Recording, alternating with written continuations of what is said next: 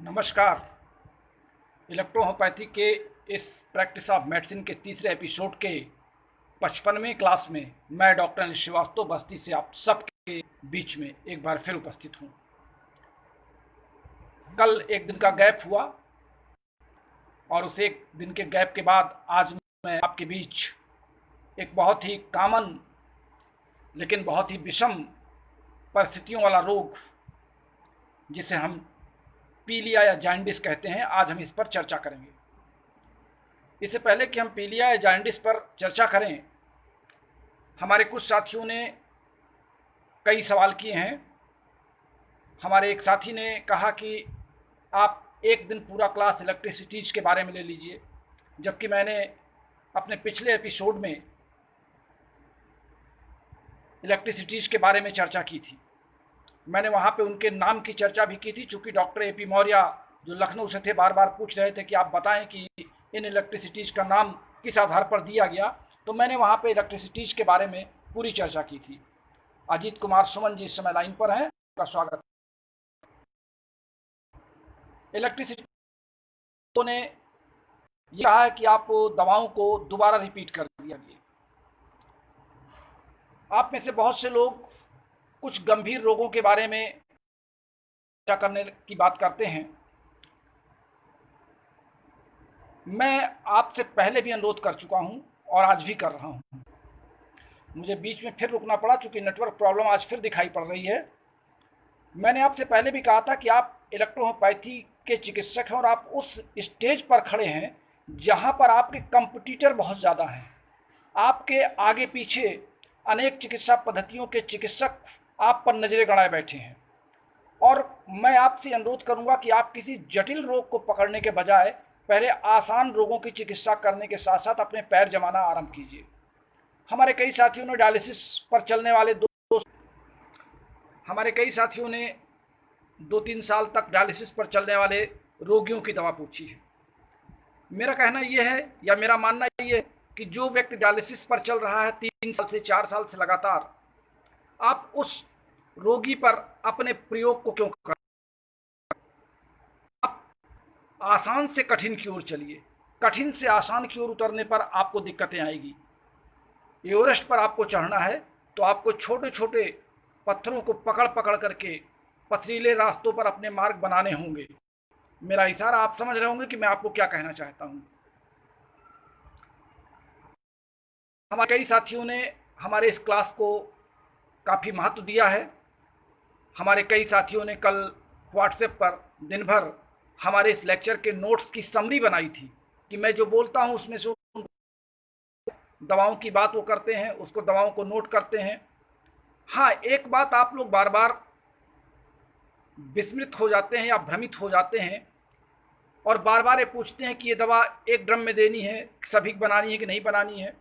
मैंने आपको एक बार ये बताया था कि आपके पास 38 मूल दवाएं हैं और आप D3 की 30 ml की शीशी आप किसी अच्छी कंपनी से मंगा लें और उसमें से आप फिर 38 बड़ी बोतलें आप तैयार कर लीजिए जिसमें डिस्टिल वाटर हो। ध्यान से इस बात को सुनिएगा। आप कंपनी से 38 मूल औषधियाँ मंगा लीजिए और आप अपने घर में 38 450 ml या 1 पाउंड की कांच की शीशी, कलर्ड कांच की शीशी में आप गर्म पानी करके उसको ठंडा करके भर लें, अथवा अगर आपको डिस्टिल वाटर अवेलेबल है तो आप डिस्टिल वाटर लें, लेकिन इंजेक्शन वाला डिस्टिल वाटर कतई न लें जो मेडिकल स्टोर पर मिलता है। समीर खान भी इस समय लाइन पर हैं, हमारे कई साथी लाइन पर दिखाई पड़ रहे हैं। तो जब आप 450 ml की 38 शीशियाँ रख लें तो प्रत्येक जो आप 30 ml की आपने कंपनी से शीशी ली है उसमें से एक एक ड्राम हर 450 ml के बोतल में डाल दीजिए और फिर उस पर आप उसका नाम लिखते लेबल लगा दीजिए। यानी अब आपकी D3 से D3 450 ml तैयार हो गई है एक ड्राम से। चूंकि आपने ओरिजिनल D3 लिया है, एक्टिव D3 आपने लिया है, तो एक्टिव D3 से आपने 450 ml D3 तैयार कर लिया है। अब रोगी को आपको इसी ml से निकालना है, यानी 38 शीशियाँ ये हो गई, प्लस आप 3 शीशी और इकट्ठा कर लीजिए जिसमें एक में आप CNS हमारा बना लीजिए, दूसरे में आप L2 बना लीजिए और तीसरे में आप L3 बना लीजिए। हमारे कई साथियों ने बार किया कि जब A3 कॉमन है तीनों में तो क्या उसकी मात्रा दूसरे वाले में कम कर दी जाए। और मैंने बार बार आपको ये समझाने का प्रयास किया है कि हम रोगी को औसत दवा का एक डोज देते हैं, और औसत दवा के डोज देने में जब हम CNS में 6 दवाएं मिला देते हैं तो एक दवा का औसत पड़ता है 450/6, और जिसमें हम 3 दवा मिलाते हैं वो 450/3 के औसत से पड़ता है। तो जब रोगी को हमको 20 बूंद मान लीजिए CNS देना है तो 20 बूंद CNS में एक औसत की मात्रा कितनी पड़ेगी, 20/6, और L2 से हमको अगर देना है 20 बूंद तो 20/3, L3 देना है तो 20/3, तो टोटल 3 त्रिक का 9, यानी 9 बूंद आपकी उस संबंधित मेडिसिन की जो अपेक्षित मात्रा हमको चाहिए रोगी के लिए वो हम दे देंगे। यानी आपको रोगी को 450 ml में जो आपने तैयार किया है उससे आपको 20 ड्रॉप, 10 ड्रॉप, 5 ड्रॉप, जिस तरह रोगी के शरीर की क्षमता है, रोगी की उम्र है, उस आधार पर आप रोगी को दवा 30 ml की अलग से डिस्टिल वाटर भर करके 30 ml में आप 20-20 ड्रॉप या 10-10 ड्रॉप जो आपको देने की ज़रूरत लगती है वो आप 30 ml की शीशी में बना के रोगी को दे दें। और रोगी से कहिए घर में जा कर के इस शीशी से 20 ड्रॉप एक ताज़े नल के पानी से या फ्रेश वाटर से 1 कप पानी में इसको ले, जितनी बार आप उसको समझते हैं कि 3 बार खाना है कि 4 बार खाना है कि 5 बार खाना है। यानी ये एक आपका कॉमन प्रोसेस है जो मैं आपको बहुत सरल और सहज भाव से इलेक्ट्रोहोम्योपैथी में समझाना चाहता हूँ। डॉक्टर RP सैनी मथुरा से नमस्कार कर रहे हैं, मैं आपका स्वागत करता हूँ। अब बात आती है आज हमारे कल से लगातार, कल मैं आपके बीच नहीं आ पाया था और उसका कारण ये था, मैं कारण भी आपसे स्पष्ट कर दूं। कल हमारे गुरु डॉक्टर रमाशंकर जी के परम मित्र डॉक्टर सुदामा प्रसाद जी जो इस समय पटना में रहते हैं, कल उन्होंने अपने 3 वीडियो हमारे पास प्रेषित किया था। उसके बाद कुछ उन्होंने अपने लिटरेचर हमको प्रेषित किए, और कुल मिलाकर के मैं ये कहूँगा कि हमारे उनके बीच की जो गलतफहमियाँ थीं अभी लेक्चर के शुरुआती दौर में, वो कुछ कन्फ्यूज कर, कुछ मिसगाइड कर दिए गए थे, और उस कन्फ्यूज़न को और मिसगाइड को उन्होंने दूर किया। और कल दिन भर हमारी उनसे वार्तालाप व्हाट्सएप और फ़ोन के जरिए होती रही। आज भी उन्होंने हमको कुछ महत्वपूर्ण आर्टिकल्स एंजाइम्स के बारे में, मेडिसिन बनाने के बारे में, तमाम हम लोग आपस में एक दूसरे से सवाल जवाब करते रहे, और ये मान के कि वो हमारे गुरु के समकालीन हैं, तो मैं उनको भी अपना गुरु का स्थान ही देता हूँ। और अब वो क्या मुझे मानते हैं ये तो मैं नहीं जानता, लेकिन मैं फ़िलहाल उनको अपने गुरु के समकक्ष ही समझता हूँ। और मैंने इसीलिए उनसे कुछ बहुत जटिल सवाल किए थे जिसका उत्तर उन्होंने बहुत घुमा फिरा के दिया, और उन्होंने एक सलाह दी कि आपको अपडेट रहना चाहिए। और अपडेट का तात्पर्य यह है कि विज्ञान एक बदलता हुआ क्रम है, विज्ञान कभी स्थिर नहीं रहता है, क्योंकि विज्ञान की परिभाषा क्या है, क्रमबद्ध, सुसंगठित, सुव्यवस्थित ज्ञान के को हम विज्ञान कहते हैं। यानी जो एक कंटिन्यूअस हो, ग्रेजुअली हो, लेकिन लगातार हो। तो विज्ञान में लगातार परिवर्तन होते हैं, और विज्ञान का भी एक सबसे महत्वपूर्ण भाग हम जीव विज्ञान को लेकर के चलते हैं, यानी बायोलॉजी।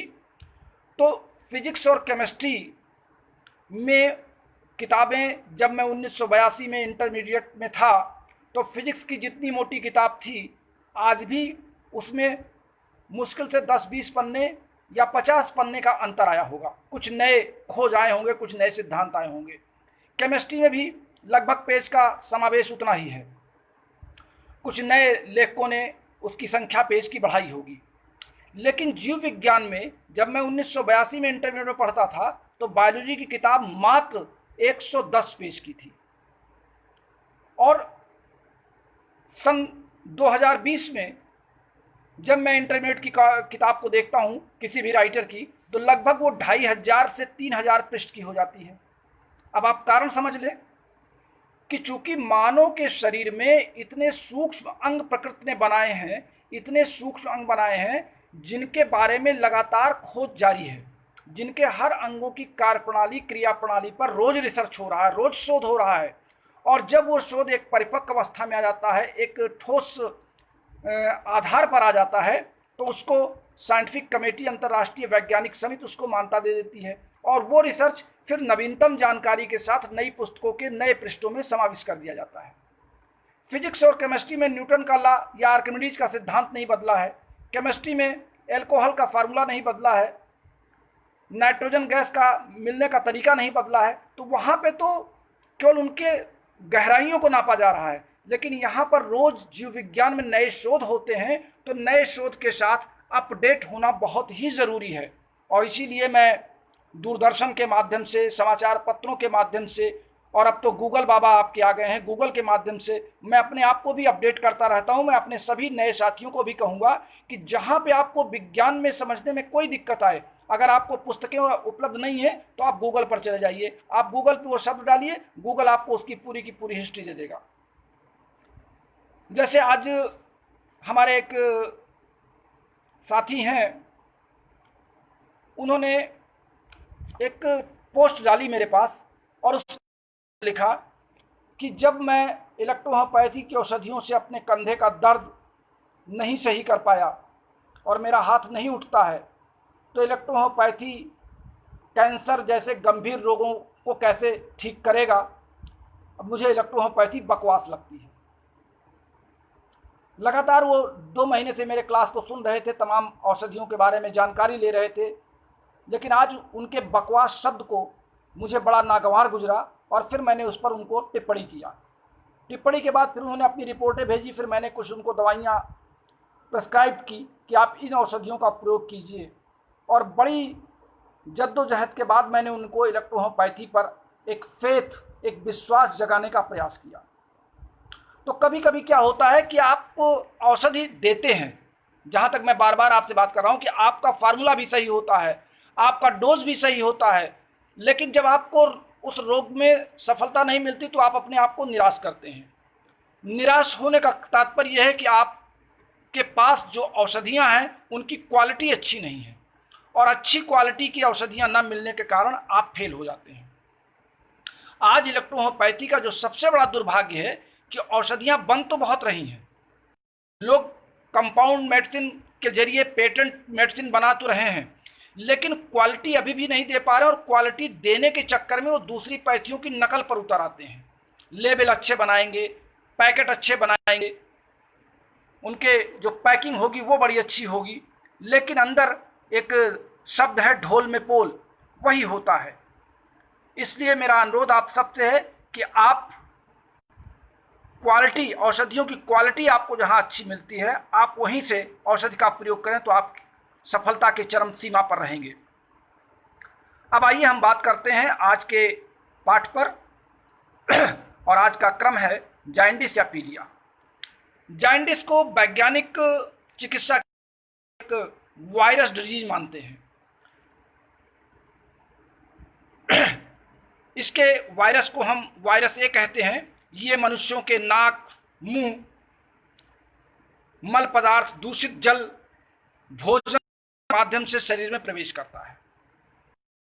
आमतौर से जो जाइंडिस के कॉमन लक्षण होते हैं उस पर अगर हम एक नजर डालें तो क्रिया बिगड़ने के कारण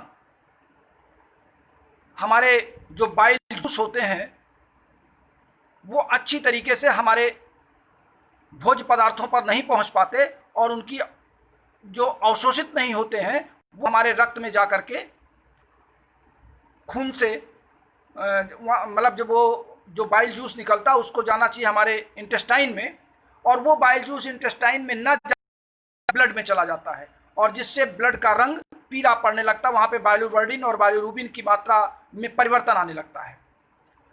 लीवर की खराबी से भी, लीवर की जो बाइल डक्ट होती है, बाइल डक्ट में अगर कोई इन्फेक्शन आ गया, कोई स्वेलिंग आ गई या कोई रुकावट आ गई, तो उससे भी हमारा जो बाइल जूस है वो इंटेस्टाइन में न जा करके पहुंचने लगता है ब्लड में।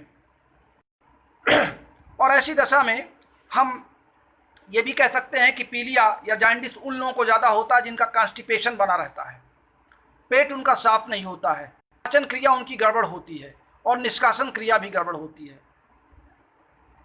पूर्व में अगर कभी इस तरीके का रोग रहा है तो दोबारा भी पलट जाता है।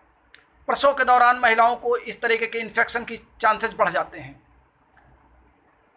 हिमोरेज या रक्तस्राव अधिक हो जाने से, ब्लड की कमी हो जाने से शरीर में, ये तमाम कारण ऐसे बन जाते हैं जो सामूहिक कारण बन जाते हैं, जिसके कारण वायरस का इन्फेक्शन हमारे शरीर में तेजी से होने लगता है।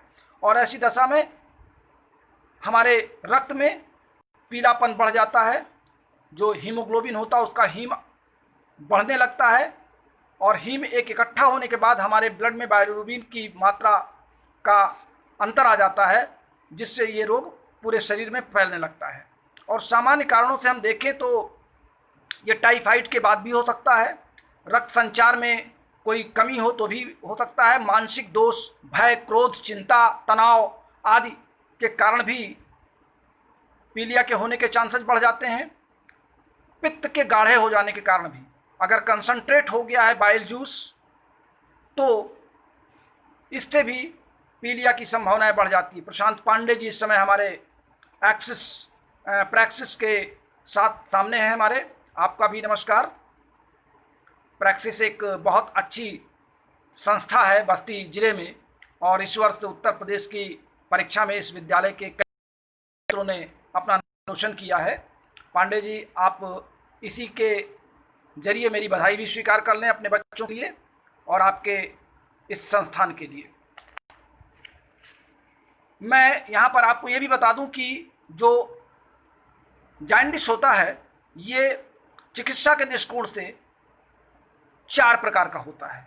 एक होता है हिमोलिटिक जॉन्डिस, दूसरा होता है टॉक्सिक जॉन्डिस, तीसरा होता है ऑब्स्ट्रक्टिव जॉन्डिस और चौथा होता है हिपैटोसेलुलर जॉन्डिस।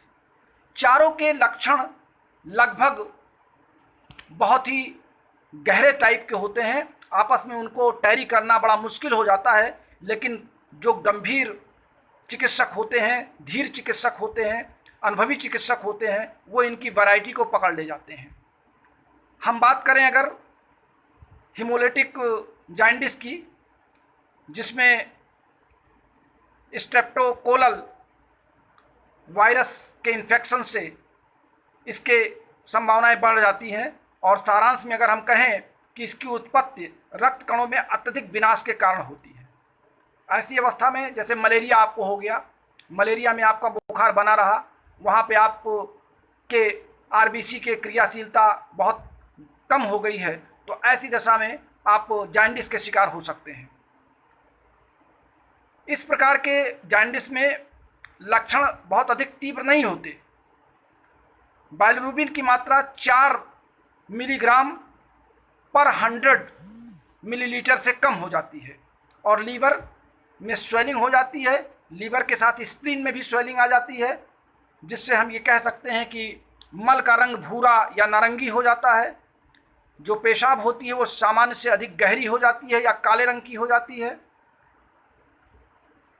और लीवर के परीक्षण के इन्फेक्शन में जो टेस्ट होता है वो लीवर को नॉर्मल बताता है, सामान्य बताता है। सुरेंद्र गुजराल जी भी हैं इस समय लाइन पर।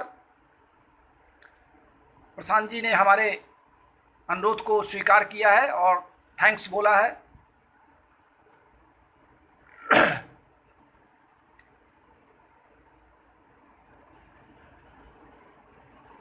हमारे एक साथी ने, मैं उनका नाम डॉक्टर अनिल कुमार सुमन जी पूछ रहे हैं कि आप कितने बजे लाइव पर आते हैं।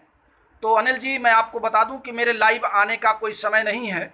जब मैं फुर्सत पाता हूं अपने डिस्पेंसरी से, अपने निजी कार्यों से, तो मैं 10 मिनट पहले व्हाट्सएप के ग्रुप के माध्यम से अपने सभी साथियों को सूचित कर देता हूं कि मैं अब आने वाला हूं, और लगभग ये आप मान के चलें कि रात 9 बजे से 10 बजे के बीच सामान्य तौर पर मैं आपके बीच आता हूं। अमित शर्मा जी, अमित श्रीवास्तव जी इस समय लाइन पर हैं। और दूसरा प्रकार का जो जॉन्डिस है वो है टॉक्सिक जॉन्डिस। इसमें pneumonia, syphilis, septicaemia, typhoid, reflexic fever, malaria, spirochaetosis या पित्त ज्वर, गर्भावस्था में कोई टॉक्सिक ले लेना, ये तमाम कारण बनते हैं इस प्रकार के जॉन्डिस के। रंग का विशेष परिवर्तन होने के कारण इसका प्रभाव नहीं पता चल पाता है, लेकिन पीलिया के अन्य लक्षण इसमें कम दिखाई पड़ते हैं। रोग इसमें धीरे धीरे बढ़ता है और सिरोसिस या एट्रोफी से भी हो सकता है। तीसरा है आपका ऑब्स्ट्रक्टिव जॉन्डिस। ऑब्स्ट्रक्टिव जॉन्डिस में हम ये मान सकते हैं कि लीवर में पित्त बढ़ने का वो ड्यूडेनम में कहीं उसका अवरोध होता है, पित्त यानी लीवर से लेकर के और ड्यूडेनम के बीच की जो बाइल डक्ट होती है वहाँ पे कहीं कोई अवरोध आ गया। उस अवरोध के होने के कारण हम बाइलिरुबिन आंत तक नहीं पहुँच पाता है, इंटेस्टाइन तक बाइलिरुबिन नहीं जा पाता है, और जिससे इसमें होता क्या है कि पित्त की पथरी या पित्त का था जो बाइल होता है उसका सूजन उसमें आ जाना, या आंतों में कोई विशेष प्रकार का इन्फेक्शन हो जाना, कोई ट्यूमर बन जाना, आमाशय में सूजन आ जाना, पैंक्रियाज में या लीवर में सूजन आ जाना, ये तमाम कारण होते हैं जिससे ये ऑब्स्ट्रक्टिव जॉन्डिस के लक्षण आने लगते हैं। इसमें जो लक्षण आते हैं वो मुख्य रूप से मल का रंग स्लेटी, राख की तरह या कभी कभी श्वेत सफ़ेद मिट्टी की तरह हो जाता है। रक्त में बाइलिरुबिन, कोलेस्ट्रॉल की मात्रा का और रक्त जमने का समय ये बढ़ जाता है, जो टाइम ऑफ क्लॉटिंग होती है ये बढ़ जाती है। तीव्र खुजली इसमें दिखाई पड़ती है और खुजली के बाद फिर शरीर में सुनसुनीपन या सुरसुरापन आने लगता है। आंखों में या कंजक्टिवा में पीले रंग का हो जाता है, पेशाब आपकी पीली हो जाती है, आंखों का सफ़ेद का जो आपका प्यूपिल के हैं कंजक्टिवा की वो सफ़ेद के बजाय पीली पड़ जाती हैं, लीवर बढ़ जाता है। और चौथे प्रकार का आपका जॉन्डिस है जिसे हम कहते हैं जॉन्डिस। इसमें पेशाब गहरे पीले रंग की हो जाती है, जो आपका मल पदार्थ है, स्टूल है, वो सामान्य होता है। पेशाब, पाखाना, पसीना, नसें आपकी देखने में हाथ का, आप कोई कपड़ा पहने तो कपड़े पर पीलापन आ जाता है पसीने के नाते, मुंह का स्वाद तीखा और कड़वा हो जाता है, नाड़ी की गति भारी हो जाती है, नींद नहीं आती है, बेचैनी रहती है, ये तमाम लक्षण जॉन्डिस के हैं। अब जॉन्डिस में एक सबसे बड़ी चीज़ मैंने आपको बताई, अगर आप इसकी समरी को समझें, कि मैंने आपसे कहा कि जॉन्डिस ओल्ड कॉन्स्टिपेशन वाले पेशेंट को या ओल्ड कॉन्स्टिपेशन या पुराने कब्ज वाले लोगों को ज़्यादा होने के भय रहते हैं। क्योंकि कभी कभी ऐसा देखा गया है, मैंने 3-4 रोगियों पे ऐसा आजमाया है कि अगर उनके पेट में को साफ करा दिया जाए, जिसे आप आम बोलचाल की भाषा में एनीमा लगाना कहते हैं, तो एनीमा आप ना लगाएं, लेकिन इलेक्ट्रोहोम्योपैथी में एनीमा आपका यस लॉस है। अगर आप इसको गर्म गुनगुने पानी में 20 से 25 बूंद आप रात में सोते समय जॉन्डिस के पेशेंट की शुरुआती दौर पर, अगर आपको लगता है कि जॉन्डिस के लक्षण इनमें आने लगे हैं, तो शुरुआती दौर पर अगर आप यस लॉस को गुनगुने पानी में 25 से 30 बूंद अगर आप दे दें और 3 दिन लगातार आप पिला दें, तो पेट अगर साफ होता है तो स्वाभाविक है कि जो इंटेस्टाइन में इन्फेक्शन वायरस का पहुंचा था वो मल पदार्थों के साथ बाहर निकलने की कोशिश करें, आपकी पूरी की पूरी इंटेस्टाइन साफ हो जाएगी। अगर और मैं आपको जो प्रिस्क्रिप्शन बताने जा रहा हूं उसमें अब आपको विचार ये करना है कि जॉन्डिस का मुख्य कारण हो गया पाचन क्रिया में गड़बड़ी होना। तो जब पाचन क्रिया गड़बड़ होगी तो आपका निष्कासन भी गड़बड़ होगा, यानी कुल मिलाकर के एक्सक्रीटरी सिस्टम और डाइजेस्टिव सिस्टम दोनों को हमको इम्प्रूव करना पड़ेगा। लेकिन अब चुनाव ये करना पड़ेगा कि दवा देते समय हम क्या दोनों सिस्टम की दवाएं दें या अदल बदल के दें। तो चूँकि मैंने आपसे कहा कि कॉन्स्टिपेशन एक कारण बन जाता है, कॉन्स्टिपेशन से तमाम तरह के अन्य लक्षण शरीर में उत्पन्न होने लगते हैं, तो 3 दिन तक आपको L3 का प्रयोग करना और 3 दिन के बाद फिर आगे आपको L2 का प्रयोग करना है। यानी जो फार्मूला हम बनाने जा रहे हैं वो है CNS plus L3 plus S2 plus C3 plus S9। फिर से आप नोट करें, CNS plus L3 plus S2 को आपको एक्स्ट्रा यहाँ देना पड़ेगा। अगर आप L3 में S2 है, लेकिन मैं अभी ये S2 और C3 को आपको अलग डोज बनानी है L3 के अलावा। यानी आप फिर से समझ लें कि CNS प्लस L3 के एक सीसी बनेगी, दूसरी सीसी आपकी बनेगी S9 plus S2 plus C3। तो ये 2 शीशियाँ आप रोगी को हर दवा का 20-20 ड्रॉप, जो आपने 450 ml की दवा बना रखी है, हर रोगी को उससे आपको 20-20 ड्रॉप निकाल करके 30 ml में आपको देना है। और रोगी से कहना है कि इसका प्रयोग आप गुनगुने पानी में करेंगे, यानी गुनगुना पानी मतलब कि पानी खौलता ना रहे, पानी बहुत गर्म ना रहे, पानी इस स्तर का रहे, उसका टेम्परेचर इतना रहे कि उसको आराम से पिया जा सके, चाय की तरह घूंटा ना जा सके, बल्कि उसको पीने में आसानी रहे। और 3 दिन के बाद आपको L3 बिल्कुल रोक देना है और फिर आपको L2 देना है। फार्मूला वही रहेगा, CNS + A2 S9 + C3। C3 चूंकि RBC की दवा है, RBC के लिए है, RBC को कंट्रोल करने के लिए है। यहाँ पर हम किसी भी इलेक्ट्रिसिटीज़ के प्रयोग को आपको नहीं दे रहे हैं, यानी जॉन्डिस में इलेक्ट्रिसिटीज़ के प्रयोग को हमने प्रयोग में नहीं लिया है और बिना इलेक्ट्रिसिटीज़ के हमको इसका लाभ मिला है। इस नाते मैं आपको भी सलाह दूंगा कि जॉन्डिस के केस में आप इलेक्ट्रिसिटीज़ का प्रयोग ना करें,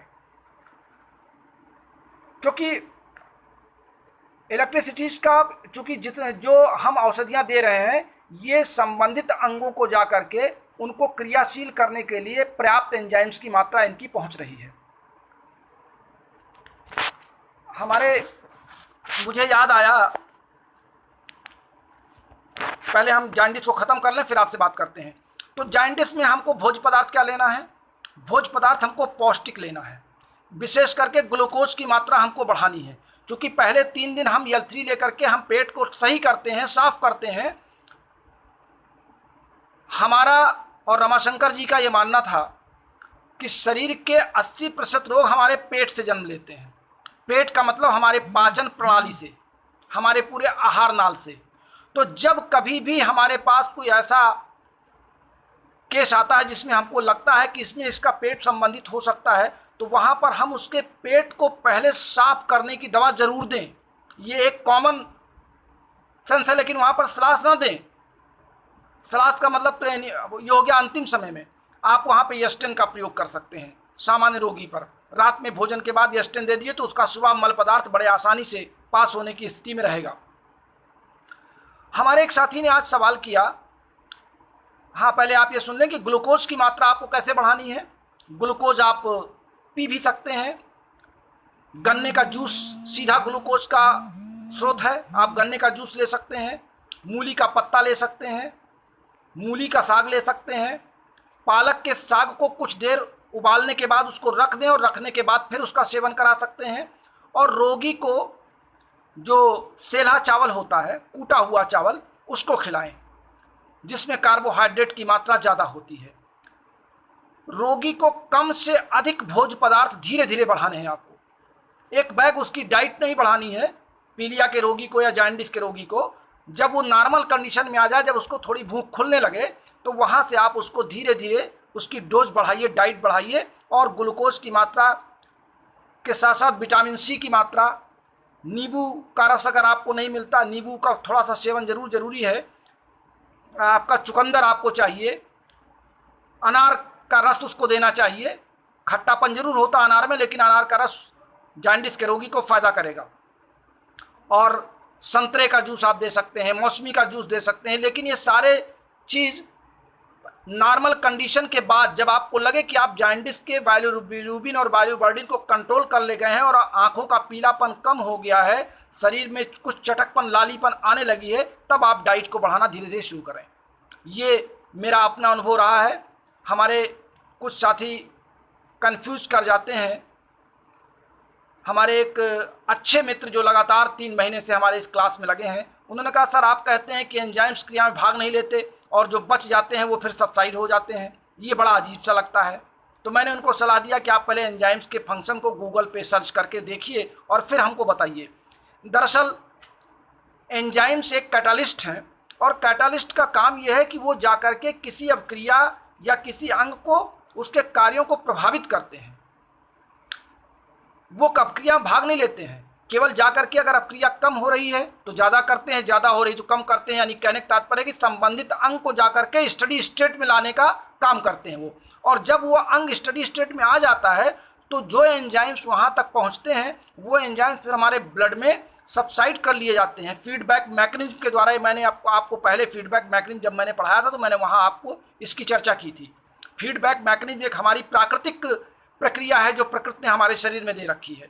तो फीडबैक मैकेनिज्म हमारे तंत्रिका तंत्र में भी पड़ा है, हमारे पाचन प्रणाली में भी है, हमारे ब्लड सर्कुलेशन में भी है। फीडबैक मैकेनिज्म का तात्पर्य यह है कि स्वतः किसी प्रक्रिया को, किसी फिजियोलॉजिकल एक्टिविटीज़ को स्वतः शांत कर देना या उसको स्टडी स्टेट में ला करके छोड़ देना, जिससे बॉडी होम्योस्टेटिसिस में आ जाए। तो ये है हमारे जॉन्डिस की काम करने की दवाओं की एक क्रिया, जहाँ पर हमने यस-9 आपको बताया है। यस-9 में यस-5 और यफ-1 होता है।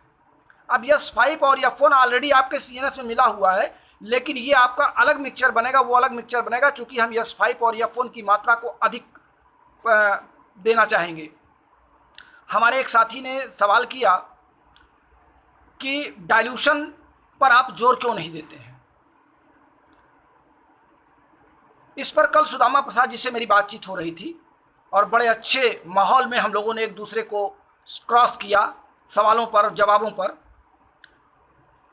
उन्होंने अपने उस लेक्चर में कहा भी कि डाइल्यूशन आप बना सकते हैं, डाइल्यूशन आप 1 से 1000 डाइल्यूशन बनाते चले जाइए, 1:9 के रेशियो में तोड़ते उसको चले जाइए।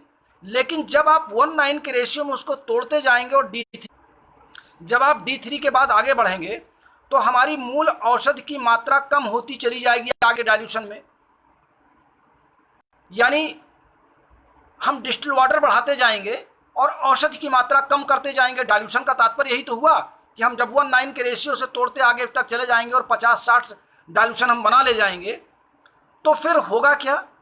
चूँकि हम ये कहते हैं कि इलेक्ट्रोहोम्योपैथी की औषधियाँ एंजाइम्स हैं और एंजाइम्स की एक सटीक मात्रा, एक निश्चित मात्रा ही किसी क्रिया को प्रभावित करती है। उससे कम होने पर अभिक्रिया की दर बढ़ जाएगी, उनका टाइम बढ़ जाएगा, उसकी रेट बढ़ जाएगा, रेट ऑफ एक्शन बढ़ जाएगा। तो जब टाइम ऑफ एक्शन या रेट ऑफ एक्शन बढ़ जाएगा तो इसका मतलब कि वो दवा बहुत देर में काम करेगी। और यही कारण है कि जब आप ये कहते हैं सर दवा काम नहीं कर रही या देर में काम कर रही है, कभी कभी ऐसा भी अनुभव में आपको आया होगा, मेरे अनुभव में आया है, जब कभी मैंने भूलवश शुरुआती दौर में जब मैं इस तरह की प्रैक्टिस करता था कि मैं दवा का चुनाव तो मैं सही कर ले गया लेकिन डोज सही नहीं कर पाया। तो डोज अगर मैंने कम कर दिया तो होता क्या था कि रोगी को आराम तो दिखता था लेकिन वो लाभ नहीं दिखता था जो हम चाहते थे या रोगी चाहता था। और जैसे हम डोज बढ़ाते हैं वैसे उसको सटीक लाभ मिलना शुरू हो जाता है। यानी जब आप डाइल्यूशन का प्रयोग करेंगे तो दवा की मात्रा तो उसमें जाएगी लेकिन वो सूक्ष्म होती चली जाएगी और जितने एंजाइम्स की आवश्यकता हमको शरीर में पहुंचाने की है वो अपेक्षित दर से घट जाएगी। तो अब क्रिया हमारी निश्चित रूप से उस दर से कार्य नहीं करेगी जिस दर से हमको कार्य कराना था। इस कारण मैं बार बार आपसे ये कहता हूं कि आप डाइल्यूशन का चक्कर छोड़ दीजिए। आप D3 के बाद डाइल्यूशन की तरफ झांकिए ही नहीं। आप कंपनियों से कहिए मुझे केवल D3 चाहिए। और दूसरा है टेम्परामेंट। हमारे एक साथी ने कहा कि जब मैं यस-1 लेता हूँ तो मुझे बहुत नुकसान होता है। उन्होंने 3-4 दिन ऐसा कहा कि यस-1 में लेता हूँ तो मुझे दिक्कत होती, तो मैंने कहा जरा यस-2 लेके देखिए। उन्होंने कहा हाँ यस-2 से हमको आराम मिला। अब उन्होंने सवाल किया सर क्या ये जो टेम्परामेंट की बात होती है क्या उसमें हमको यस-1 दिक्कत करता है? तो मैंने उनको समझाया कि temperament is nothing in the base of electrohomeopathy. Temperament को लेकर के जिन लेखकों ने किताबों को लिखा है मैंने उसका बहुत गहन अध्ययन किया। उन्होंने कुछ अंगों को लिखा कि ये अंग इस टेम्परामेंट के अंतर्गत आते हैं, ये दवाएं इस टेम्परामेंट में आती हैं। लेकिन 38 दवाओं को जब मैंने उसमें कैलकुलेट करना शुरू किया तो मुश्किल से 18 या 19 औषधियों तक वो बता पाए अपने तीनों टेम्परामेंट में। लेकिन बाकी की औषधियाँ कहाँ काम करती, किस टेम्परामेंट में काम करती ये इसका उन्होंने स्पष्टीकरण नहीं दिया। और दूसरी बात यह है कि जब हम टेम्परामेंट को ध्यान में देख करके करेंगे तो फिर हमारे ऑर्गन वाइज का ध्यान कैसे आएगा? हम तो ऑर्गन वाइज सिस्टम से चल करके औषधियों का चुनाव करते हैं। एक कंफ्यूजन मैं आपको और दूर कर दूं। मैटी जी ने अपने समय में केवल 38 मूल दवाएं ही बनाई थी।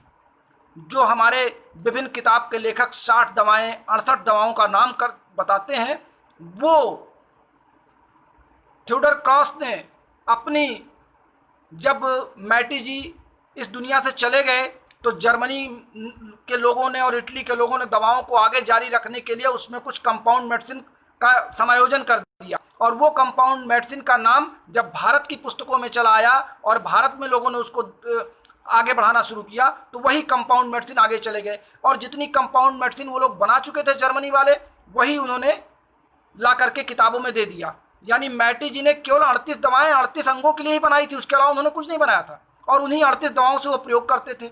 उन्होंने कभी भी किसी कंपाउंड मेडिसिन का प्रयोग नहीं किया है। जो लोग ये कहते हैं मैटी जी ने ये लिखा, मैटी जी ने लिखा, हमको जरा कहीं पर विशुद्ध कोई एक चैप्टर की फोटोकॉपी हमको भेज दें जहां पे मैटी जी ने किसी कंपाउंड मेडिसिन का किसी रोग में प्रयोग करते लिखा हो। तो आपके पास जब 38 दवाएं होंगी तो आप एक कंपाउंड नहीं, आप हजारों कंपाउंड बना सकते हैं, सैकड़ों कंपाउंड बना सकते हैं, और अभी आने वाले समय में तमाम कंपाउंड ही बनेंगे। इसलिए कंपाउंड मेडिसिन, जैसे मैंने यस9 कहा, यस9 एक कंपाउंड मेडिसिन है जिसमें यस5 और यफोन मिला हुआ है। अब यस5 आपके पास रखा है, यफोन आपके पास रखा है, आप दोनों मिला दिए, यस9 बन गया। अब चूंकि यस5 और यफोन हम दो औषधियां ना उठा करके केवल एक औषधि यस9 उठा लेते हैं तो हमको दोनों औषधियां मिल जाती हैं। जैसे हम CNS उठाते हैं तो हमको 6 औषधियां मिल जाती हैं, यल3 उठाते हैं हमको 3 औषधियां मिल जाती हैं। तो इस तरीके से इलेक्ट्रोहोम्योपैथी में केवल ओरिजिनल मेडिसिन आप 38 अपने पास रख लें, और 38 से अगर आप दवा देना शुरू कर देंगे तो कंपाउंड मेडिसिन तो आप जितना देते हैं वही कंपाउंड मेडिसिन है, जो आप मिक्सचर बनाते हैं वही कंपाउंड है। तो मैं समझता हूं कि आज का ये क्लास आपके लिए काफ़ी प्रभावी रहा होगा और आप इस क्लास का आनंद भी ले रहे हैं। दीपक शर्मा जी, रॉबिन प्रताप सिंह जी, जगदीश मंडल जी, आप सब इस समय लाइन पर हैं और आप सबका स्वागत है, अभिनंदन है। कल मैं फिर किसी नई जानकारी के साथ आपके बीच आऊँगा। तब तक के लिए अपने प्यारे दोस्त डॉक्टर अनिल श्रीवास्तव को इजाज़त दीजिए। नमस्कार।